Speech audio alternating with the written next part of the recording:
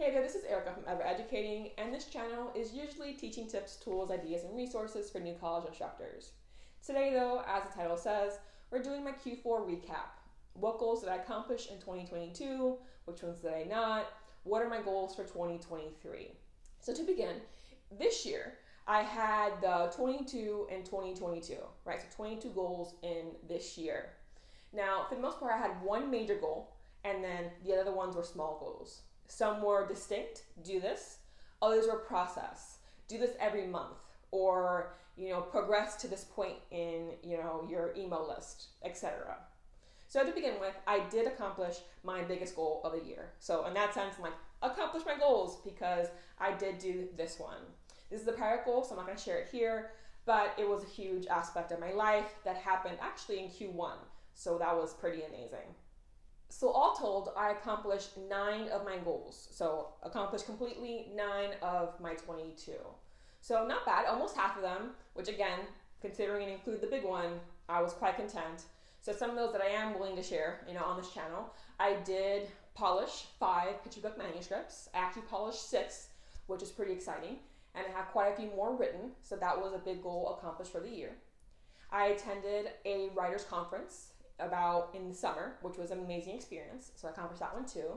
I also went to an online conference for academia, so I presented about my dissertation. So that was another goal, doing some kind of PD conference, so that one was accomplished as well. So those are a few of the bigger ones of the ones that I accomplished that I'm really happy about. Then I had 10 process goals. So again, this is like hang out with at least one friend every month was a goal, spend more time talking to this person was a goal. So 10 of those. I would say 2 of them were accomplished pretty well. So again, these aren't like as definitive. It's not like you're checking it off, but some are, right? So for example, I had by the end of the year attained a certain number of email newsletter subscribers, and I surpassed that actually quite early on in the year. So of these 10, 2 were like, yes, check off. The rest of them were in some state of success, right? Because again, they're process. So I had an income goal. I didn't reach it, but I got pretty close, right? So I'm obviously happy about. Hanging out with friends, it was one of my goals. I didn't accomplish it every month, but I was still able to spend more time with my friends than I was last year. So again, partially achieved. So you have, 9 done, and then the next, 10, 2 I would say done, the other somewhat in process. I also changed some of these goals as I realized that they weren't as important to me as I thought at the beginning of the year. And so that's something I recommend to you. Like, you might want to reflect every quarter about how things might shift. So for example, I had planned on doing a blog post a month, did not do that, right? And I'm like, all right, maybe a quarter. Didn't do that either, right? But I realized, this channel takes a lot of my time, and it's more important to me than creating blog posts, right? So you just kind of figure out, do you just minimize a goal or get rid of it completely? So those were the next, right? So now we have 19 total, we have 3 left. And so for the 3 that I didn't accomplish, one is I did not start a small garden that I had hoped to start. But I do have some seeds that I got, so it is a 2023 goal. Another one was my weight goal, didn't accomplish this either. So next year I'm changing up how I approach this. And the third one was to write a manuscript that's not a picture book or a board book, which is my usual types of stories. I wanted to kind of dive into another type of category, but I did not do that. However, I did begin brainstorming an idea. That's why it's one of my goals for next year. So those 3 weren't accomplished, but I'm excited to work on them in 2023. So those were my 22 goals. On the whole, I'm pretty happy with it, right? 9 being done, 2 also being done in the process, so that's 11 really. And then some progress on the others. On the whole, I thought things went well, but I realized that, I don't want to keep going with this aspect of like 23, 2023, 24, and 2024. It's too much. I'd rather really focus on a certain number of them that I can really try to achieve by the end of the year. So in that sense, as I mentioned in my prior video about different ways of goal setting, I took approach 1, which is, what motivates me, what inspires me. And so I ended up getting, 3 major aspects of my life. So that was Ever Educating, my creative writing, and then my health. And then I started goal setting from there. So I'm not going to talk about all of these goals. I ended up with 10 though, so that's something that I can tell you. I have 10 goals for 2023. And so for the health ones, I focus mainly on physical health to begin with. And so in that sense, rather than having a weight goal, I have more getting closer to this ideal weight, right? So anywhere, if I end up weighing less than I do now, by the end of next year, I will have at least say that I've accomplished that because I'm closer to that ideal weight. Of course, the closer I can get, the better. But on the whole, I don't want to have a specific number in mind. It's more, hey, let's get closer to this weight. Let's get closer to this body fat percentage, right? Let's get closer to this BMI, right? And that's kind of the process that I want to take this year to see if that, is more motivating, or it's not, okay, another year I didn't hit that number, disappointment, frustration. It's more, can I get closer to it? And that's something that I think is more achievable. So that's one aspect. One of my goals is tied to my weight. And then also I have process, right? Goals based off of that. Okay, well, if I want to get closer to this ideal weight, what do I need to do, right? What goals can I set for myself process-wise to accomplish that? And so, of course, that includes having an exercise routine. That includes hydrating more. I'm not a big water drinker, so drinking more water. Sleeping, going to sleep at an earlier time. I'm someone who can go to bed at midnight or in the morning and then wake up at 8 a.m. to go to work. Not obviously the best use of my time because I don't sleep that well. So try to, up my bedtime, so to speak. So thinking of things that I can do throughout the year that should help with this bigger goal. So that's one, right? Physical health wise. And then mental health wise, I think, I'm a pretty introverted person. So something I want to work on is spending more time with friends, meeting new people, spending more time with family, more family than the ones that I spend a lot of time with, right? So strengthening my bonds with others is one of my goals for the year as well, kind of tied into like my mental health aspect of my life. So those are two of the goals so far. As I mentioned before, gardening I think could be really helpful for me physically and mentally. So I do want to have that small garden built pretty early on in the new year so that I can take care of and watch grow and see an excitement. So that's my third goal of the year.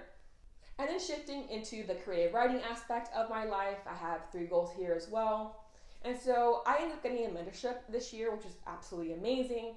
And so I published, these manuscripts. So at the end of this year, I started querying literary agents. So I want to continue to do so in the new year. Obviously, the hope is to sign with an agent, but at the very least, my goal is to query at least 50 agents, unless, again, I get a yes before then, so I can really move forward this goal of getting an agent to then become traditionally published. So that's one. Querying is one of my goals for the year. And then, of course, writing, right? Writing and revising. So since I have so many picture book manuscripts, I want to focus on revising those and then focus on writing newer genres, like I mentioned. So I want to explore potentially writing a chapter book series, maybe even a middle grade novel. So really writing longer categories than picture books, kind of have a stronger set of manuscripts ready for, again, an agent or publishing, etc. So that's a second goal for the creative writing aspect of my life. And then third is I do have one project that I'm excited about that I want to work on as well. I'm going to keep that private for now, but finishing that is one of my goals for the year as well when it comes to my creative writing. And so I'm still thinking like the process aspect of these goals. One thing I'm considering is having like thematic weeks. So the first week of the month maybe for January, the first week of the month I spent on revising. The second week I spent on writing. The third week I spent on querying. The fourth week I spent on my special project or miscellaneous items. Then the next month, maybe I switch it up. Okay, the first week I'm going to spend on revising, so I think maybe that can be helpful so I don't just revert to the ones that excite me the most, but might not need to be done as quickly as the other ones, right? So I'm thinking of trying that out at least in Q1.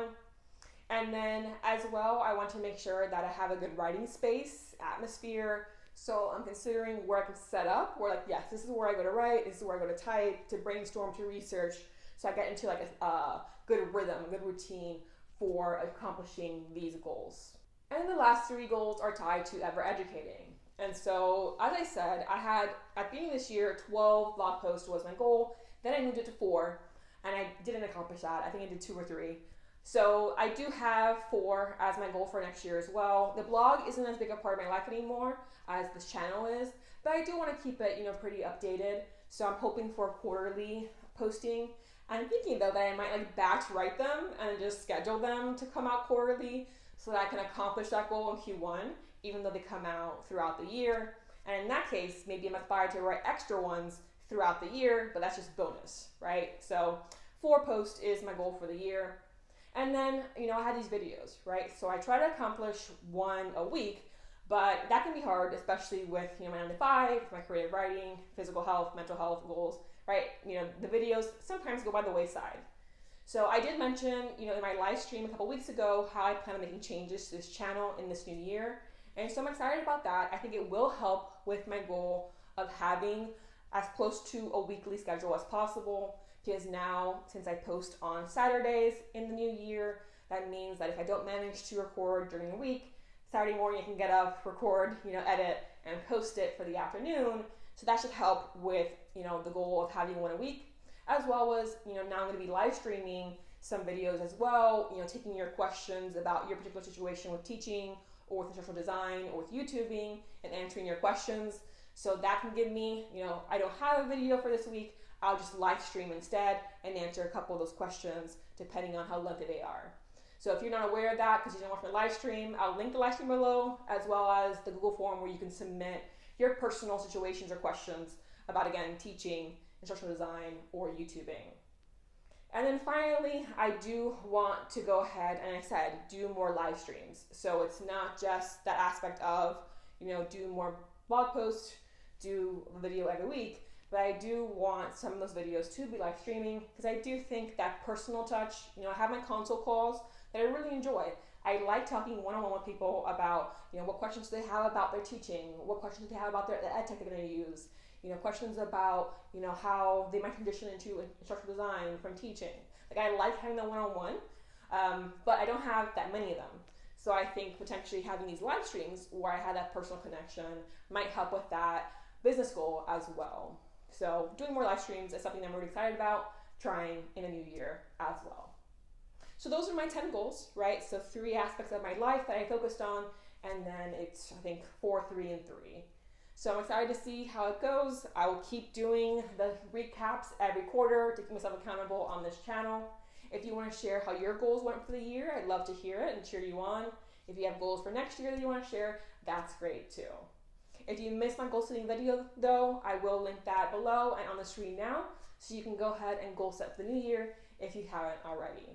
I'll see you next time with a new video.